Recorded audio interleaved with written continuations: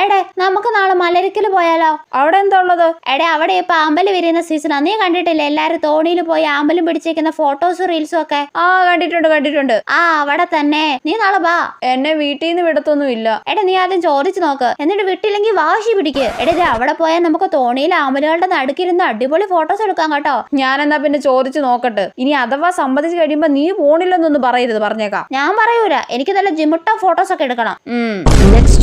ഇതാണോടി നീ പറഞ്ഞ സ്ഥലം? ആ അതേന്നാ തോന്നുന്നേ. പക്ഷെ ഇവിടെ ഇപ്പൊ ആമ്പലൊന്നും കാണുന്നില്ലല്ലോ. നീയല്ലേ പറഞ്ഞേ ഇവിടെ വന്ന ആമ്പലുകളുടെ നടുക്ക് തോണിയിലിരുന്ന് അടിപൊളി ഫോട്ടോസ് ഒക്കെ എടുക്കാന്ന്. എന്നിട്ട് ആമ്പൽ എവിടെ? ചേട്ടാ ഇവിടെ അല്ലേ കുറെ ആമ്പലൊക്കെ ഉള്ള സ്ഥലം. ആ ആമ്പലൊക്കെ പറിച്ചോണ്ട് പോയി. ചേട്ടാ വീട്ടിൽ നിന്ന് വഴക്കിട്ട് ചീത്തയും വാങ്ങിട്ടാ ഇങ്ങോട്ട് വന്നേ. ഇനി ഞാൻ തിരിച്ചു ചെല്ലുമ്പോ വീട്ടുകാരോട് എന്ത് പറയും?